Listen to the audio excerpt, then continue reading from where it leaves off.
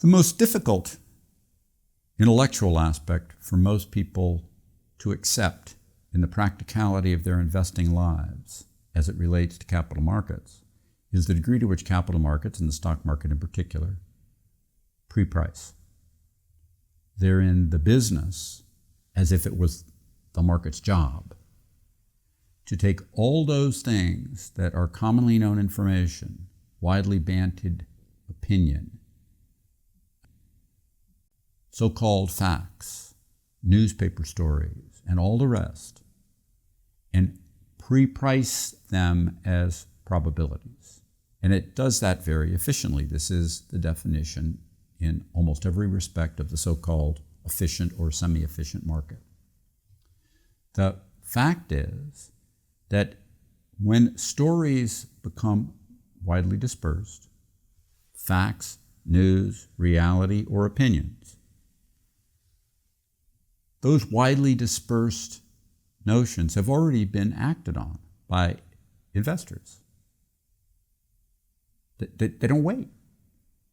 So many features that people get so concerned about end up having no impact at all on stocks when they actually occur, because they've been talked about for a long time. We can see that abundantly in everything that we ever wrote about how COVID worked last year. The surprise of the government lockdowns caused the market to buckle. But after that, the market moved in very predictable ways. The fact of things like tax hikes, where we've repeatedly told you tax hikes don't have the market impact that people fear because they're talked about for so long and priced into stocks long before the tax hike ever occurs. That's hard for people to embrace in their bones, because what they want to believe is that subsequent realities move subsequent stock prices. But actually, it's the anticipation of those realities and the probability of them that gets priced in advance. And as I've said often and for many years, without precision, the market only pre-prices the next approximate 3 to 30 months. It doesn't really care at all about what happens next week. It doesn't really care at all about what will happen 10 years from now. It doesn't believe, if you can think of it as believing, what might happen 10 years from now. When that 10 years gets closer, it might price it, and it might not, depending on whether it was already something that had been too digested too long. There are all these features that people, in my lifetime, I've heard an endless list of them.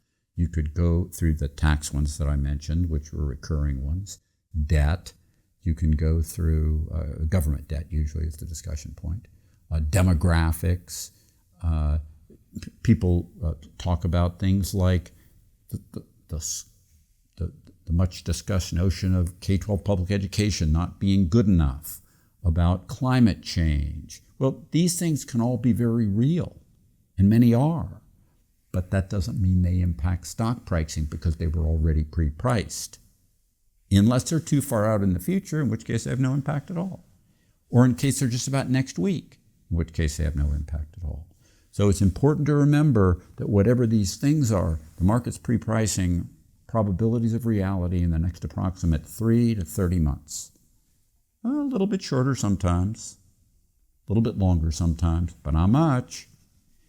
And that reality is the only reality anyone should actually practically be focused on. Subscribe to the Fisher Investment YouTube channel if you like what you've seen. Click the bell to be notified as soon as we publish new videos.